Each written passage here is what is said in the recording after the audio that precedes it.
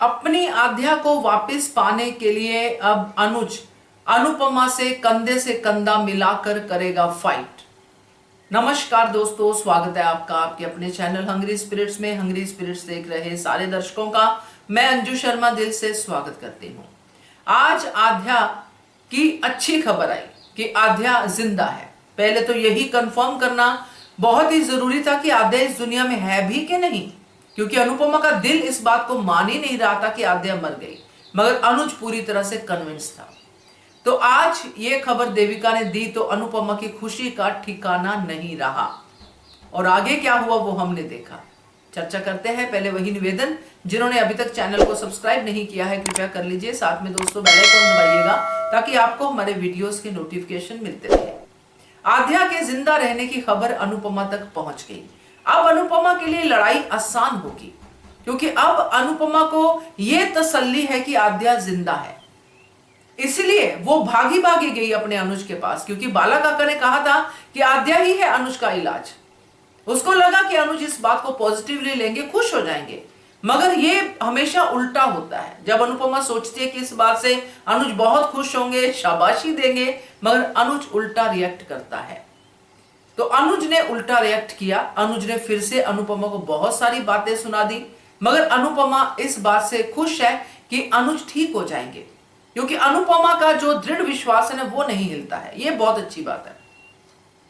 तो अब अनुज उस समय तो रिएक्ट कर गए कि नहीं नहीं तुम झूठ बोल रही हो, अगर है आध्या तो कहां है, तुमको फोस्टर पेरेंट्स बोल रही हो, ये बोल रही हो, वो बोल रही हो, मगर आध्या कहां है।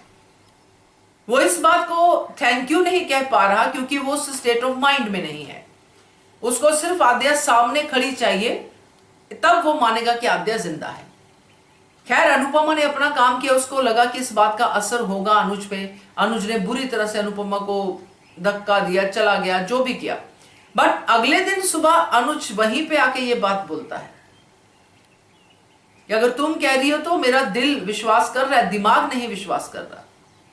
ये बहुत सही कहा अनुज ने, क्योंकि दिमाग जो अनुज का जो कह रहा है वो ये कह रहा है कि मेरी आध्या मेरे बिना कैसे रह सकती है। जैसे मैंने कल भी वीडियो डाला था कि आध्या जो है वो भ्रम तोड़ेगी अनुज का, क्योंकि वो भ्रम तोड़ना ही है।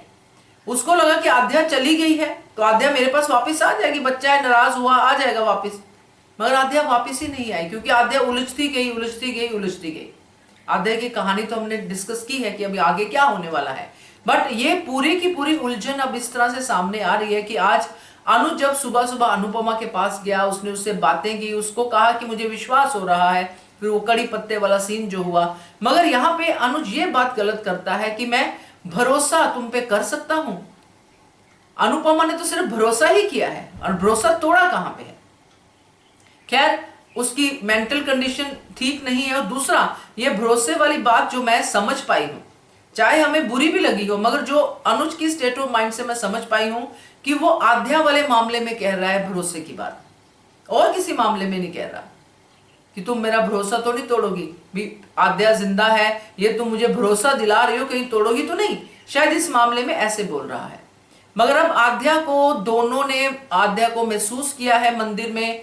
फिर अगर प्री कैप इसी तरह से है जैसे दिखाया गया है कि दोनों ने आध्या को देखा है, तो अब ये दोनों कंधे से कंधा मिलाकर अपनी बेटी को वापस लेके आएंगे, क्योंकि बेटी जहां पे उलझी है वो जगह से उसको वापस लाना आसान काम नहीं है।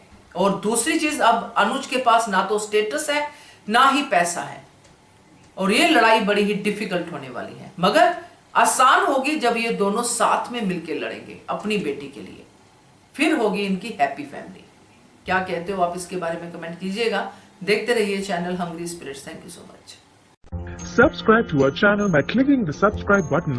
Click the bell button and enjoy the latest uploads from our channel.